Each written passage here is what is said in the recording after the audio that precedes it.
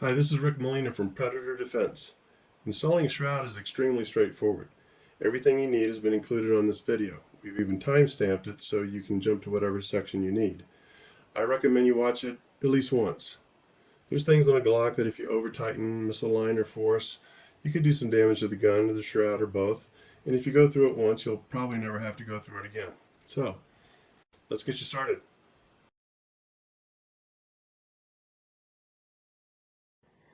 The shroud comes with all the tools and accessories you need to mount it to your gun. For the Glock, you get a front sight tool and a punch. You'll also get an extended locking block pin or an extended trigger pin or both. If you get the extended trigger pin, you'll also get the trigger pin guide. Finally, we include a pair of washers and a pair of tweezers that might come in handy when it comes time to mount the front sight to your shroud. Ideally, you'll also have a small hammer with a brass and nylon head. We sell this model online, and a pair of slot joint pliers.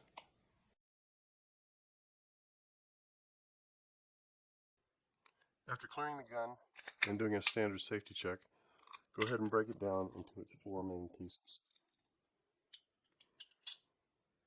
Now, inside the slide, you'll find the front sight bolt. Use the tool that we include to back that out. If you're using a stock Glock sight, it should come right out very easily. If you're using an aftermarket front sight, it might be a little bit harder to get out. Just make sure that you're keeping downward pressure on the wrench as you're backing it out so you don't round off the bolt head. It's a very thin bolt head, and if you round it off when it's in the slide, it's very difficult to get out without damaging the gun. Next, take off the front sight. If it doesn't come off easily by hand, this is a good place to use the pliers. Just get a good firm grip so you don't slip and scratch anything, and then pop it out. Set it aside. Now we're going to put the same front sight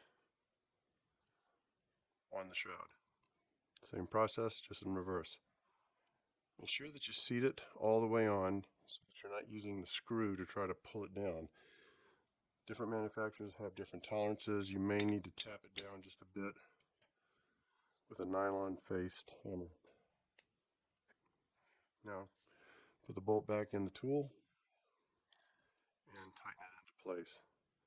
These are very small threads. If you feel any resistance at all, reverse the rotation until you feel a click.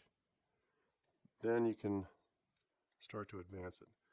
Also, do not use any sort of driver to tighten this down. It's very easy to strip out these threads. Finger tightening is all you need. Okay, with the sight on the shroud, we can now go ahead and reassemble the gun.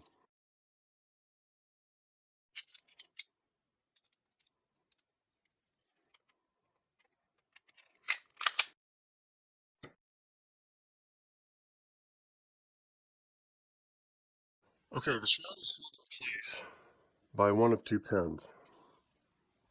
There's the locking block pin and the trigger pin. The first thing we're going to do here is to show you how to install the shroud with the locking block pin.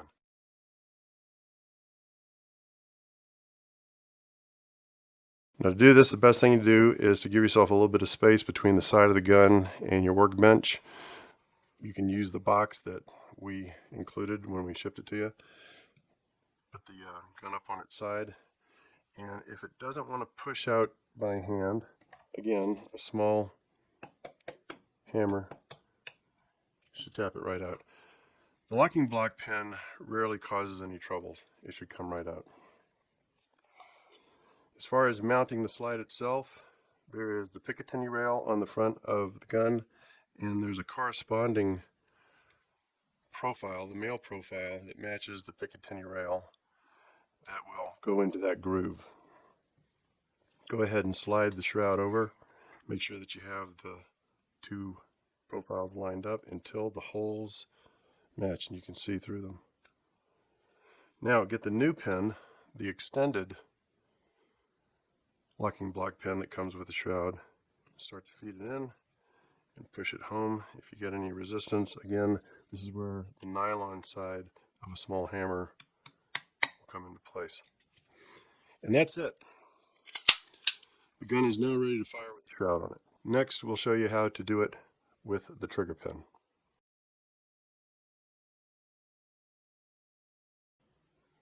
Gen 5 Glocks don't have a locking block pin.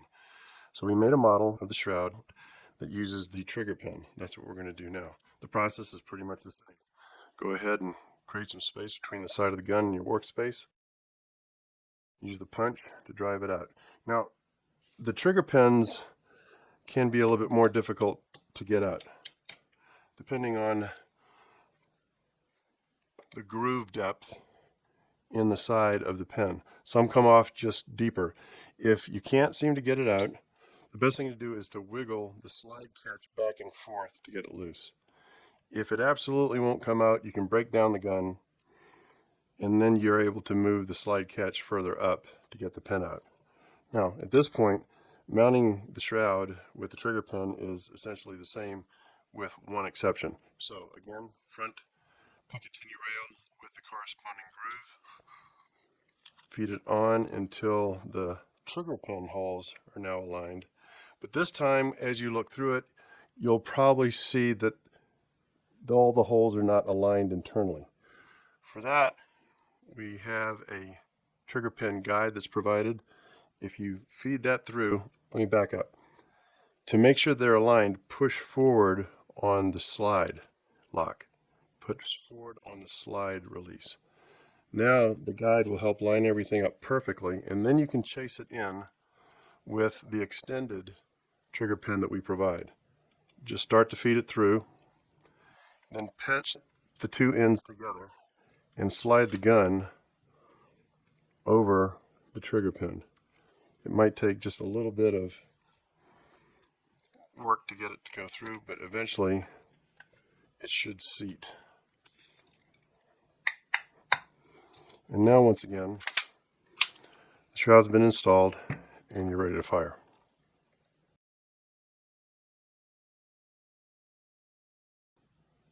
You can get a shroud that works with Glocks that have lights mounted to them. You just need to check that you're getting the right model on the website. There's certain lights that do work and others that don't. The process is pretty much the same, but you have to have the right shroud. You'll notice here, the shroud on the left does not have the slot cut out that you see on the shroud on the right. This will not be able to go on a gun that has a light mounted to it. Conversely, if you put this on a gun with no light, you might get a bit of rattle that you don't want. The process is pretty much the same. Line up this split Picatinny rail with the Picatinny rail on the gun and advance it. Now this will probably be a tight fit. Don't be afraid to push it past. It's just snug fit until the holes align. Now you can do this with either pin, the trigger pin, or the locking block retaining pin. We're going to go ahead and do it for the locking block retaining pin. Again, same process. Start it. Push it down as far as you can. If you hit any resistance, go ahead and tap it in with the nylon face on your hammer. And again, the gun is ready to fire.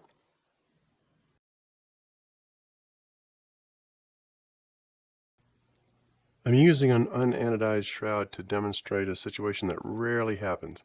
If for whatever reason, after you tighten the front sight bolt, it doesn't hold the front sight in place and it wiggles around a little bit, it could be that the bolt is just not holding tight against the shroud. If that's the case, go ahead and back it out and add one of the washers that we include. Then you can return the bolt and tighten it down completely so it holds the front sight firmly in place.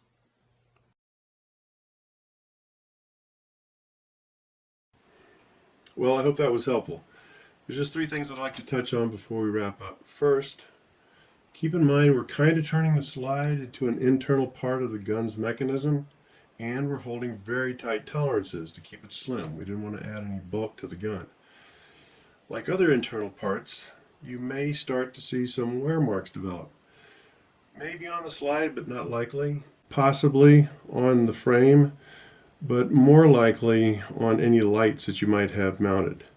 So if you've got a showpiece gun, you spent thousands of dollars on its finish, you may not want to put a shroud on it. The shroud is designed for someone who has a gun they treat as a defensive tool. Second, the shroud reduces recoil in a couple of ways. one of which is by having surfaces similar to what you'd find on a muzzle brake or a compensator. That means redirected gases. So occasionally with some ammo, that redirected gas might produce some blowback. So never train with a shrouded gun without the proper eye protection. Third, any gun with a muzzle brake or compensator tends to collect more carbon and soot than other guns. So you might have to plan on cleaning a bit more frequently. Well, that's it. If you have any questions about mounting the shroud to your gun, please don't hesitate to call. The shroud is not directly linked to any particular technique. There are several instructors around the country using it to enhance several different techniques. It should go without saying you should never attempt a new technique with a live handgun without first getting the proper instruction. So please, take care.